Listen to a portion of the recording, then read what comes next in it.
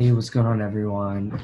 It is June 7th, early Sunday morning, and I just wanted to read something to you that I wrote today. It's probably going to be like an uncomfortable conversation for many of you, so just wanted to give that quick warning. Um, so yeah, it's been a bit tough to sleep for me because so many different reasons, and just wanted to acknowledge a mistake I made earlier this week. So I was catching up with a friend and wanted to interview him for my podcast. And my intention was to share what the Black experience is like growing up in America. He's had many horrible systematic racism things that has happened with him. So just wanted to share with you. So I had a conversation with a friend of mine, and for context, he's a Black male living in New Jersey. And basically, I said that, at the end of it, at the end of our like 15-20 minute conversation after catching up, I said, you're very well spoken. And I think that it would resonate with many of my the professionals in my network. And, the intention is to impact them, to let them know like a day in the life, like what it's like to be a Black male in America. And after I said that, I definitely had a weird feeling in my stomach, like, ooh, okay, like that probably didn't land well, and I should have taken responsibility for it, but I didn't. I did not say anything about it. I think just fear of like, being uncomfortable and having that uncomfortable conversation.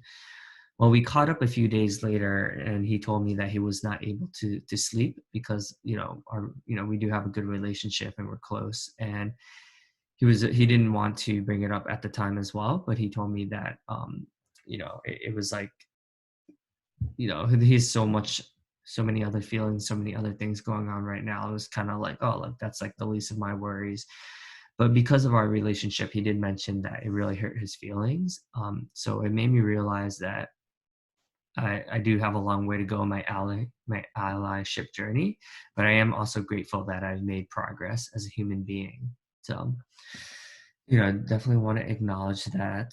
Um, we had a link. So I work at a company called LinkedIn, obviously a huge company.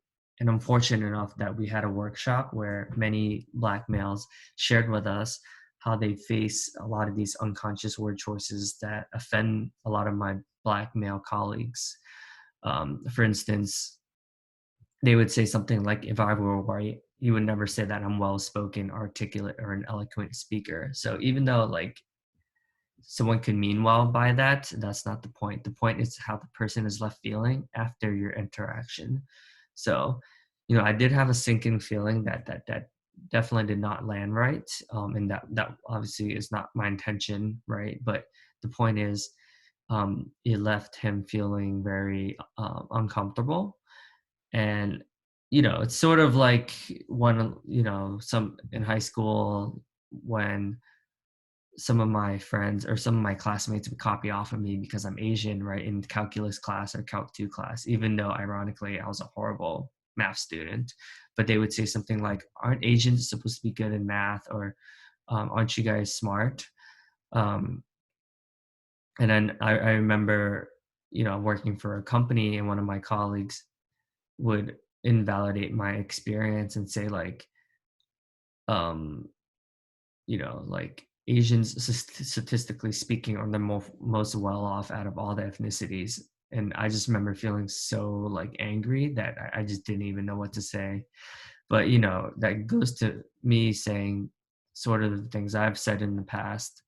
And I know we're all not perfect, but I would say, for instance, yeah, there's a lot of generalizations that I would have of like many of my white colleagues, like, oh, you don't know what it's like to live off of food stamps, or you don't know what it's like to deal with like racism and things like that. But I'm sure that does not land well for many. So I wanted to reflect on why this is important to me and have a conversation. And I remember there were so many times where people would make jokes about Asian males and our lack of masculinity shown in many movies. Um, Many of the Asian males play roles where they're nerds or geeks, um, and they often get beat up and bullied by the more masculine characters, and that's common across all of Hollywood. You can argue with me as much as you want, but the fact of the matter is that's the truth. Yes, maybe there's like less than a handful of instances where that's not the case, but in the majority of the cases, that's what happens. So, wanted to reflect, wanted you all to reflect on this, and like, how many times have you made a joke about an Asian male in our packages? I remember growing up, I worked at a company called Alpha Serve where I would get very, very inappropriate comments, and other companies as well, where someone would say like, oh, you should take testosterone because you're not aggressive enough. And I do understand that people are the most insecure people are the ones that are usually saying these things, but I'll never forget that one of my best friends in high school said some racist comments about my package, just because like I think he was just angry at me at the time for something else. And in high school, like we all go through emotions, but I remember from that day on I could never trust white people. And that was a story I had for a good chunk of my life, until I did a program called accomplishment coaching and realized that I had to heal some trauma there. And years and years of therapy and coaching and workshops and seminars later, I've been much more receptive to trusting, like WASP, white Anglo-Saxon Caucasians. But I do notice how I automatically close myself off in most instances because I'm typically the only Vietnamese person. Even at LinkedIn, who's probably the most progressive company that I've ever seen in my entire life. For example, I'm the only Vietnamese person in, yeah, or oftentimes even the only Asian in most of, if not every company I've ever worked at. So, I'll always remember what it's like to be bullied, and not only did it add to my depression, but I would often go to all of these like private equity, hedge fund, and family office events, and often feel so uncomfortable.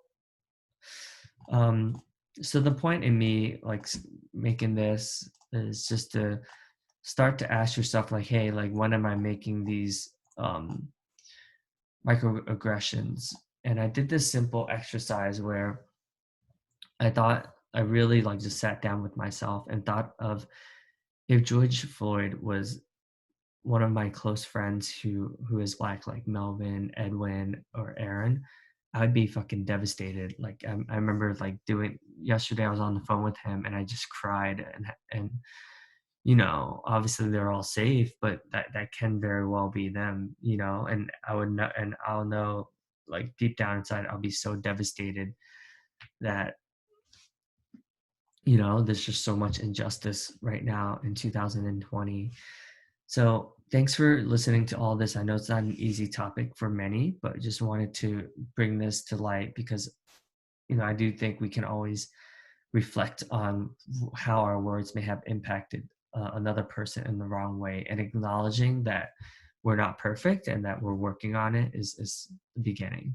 So thanks for listening.